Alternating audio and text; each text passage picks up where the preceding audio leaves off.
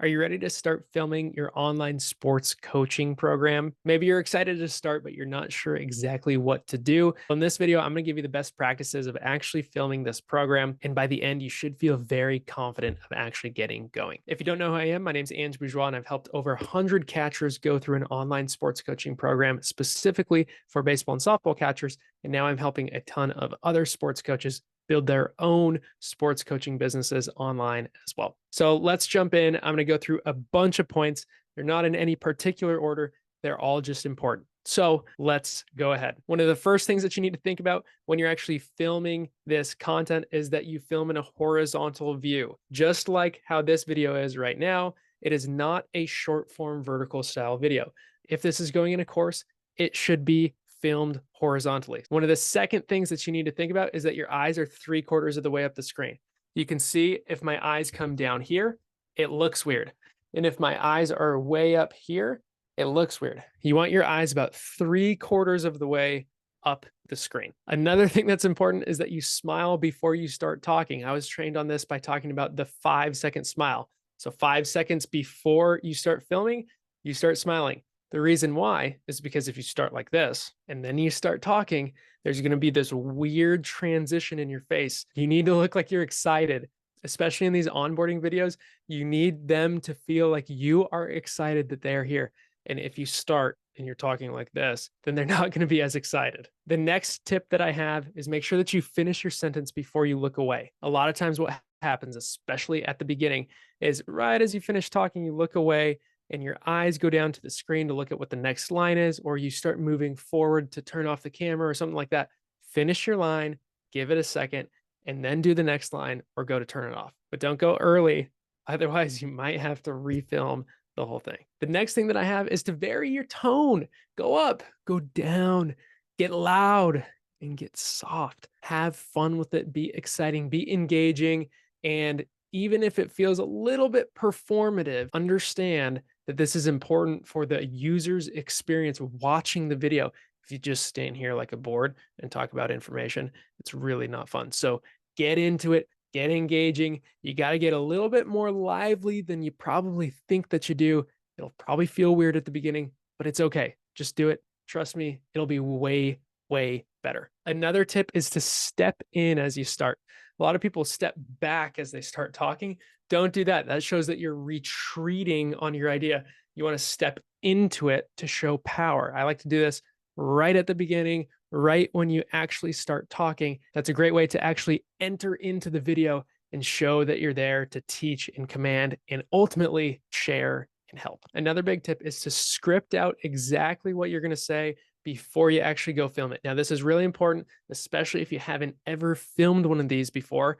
If you filmed a bunch like I have, then you might be able to just go wing it because you know what good looks like. But if you haven't filmed it before, it can be really helpful to actually go script it out. And then when you deliver it, go one line at a time. So what that means is I'll look at the line. If I need to, I can even say the line out loud, looking down at where the words are. Then I come up and I look at the camera and I deliver that line to the camera. If I don't like how I said it, guess what? You can say it again and you can edit out the rest, but you really want to make sure that you say it confidently. If you say something and you stutter through it or you end with an uptone, and it sounds like you're unsure, then just film it again, film it with a down tone and with confidence and conviction. Another pro tip that I have is now when I go out and film, oftentimes I'll have someone with me, and what they'll do is they'll have the phone, they'll have the script, and then they read it to me, and then I just repeat it back. That tends to go a little bit faster sometimes too. Another tip that I have is to make sure that your audio is working. The worst thing that can happen is you go out and your audio wasn't connected, or one of your microphones was turned on, or your battery was dead. A lot of that stuff is prep work that you have to do to make sure that when you go out that you're actually ready. When you start recording, I would do a test clip, test the audio, make sure that it works, because it is the worst. I literally filmed a whole course where the audio didn't work. Ultimately, we ended up filming it better the second time, so it worked out, but still, it is very frustrating, and I hope that you don't have to go through that. Another pro tip that I have is I like to have captions at the bottom of the screen. And so what that means is when you get your shot, you want to make sure that you have space at the bottom of the screen. So if you're filming a video for a sports coaching course, what that means is the shot, maybe underneath your feet, you need to have a little bit of space that you can put captions in it. And if you're moving side to side, you want to make sure that you stay in screen. Like for me, when I was doing blocking videos, we would lateral block and slide side to side.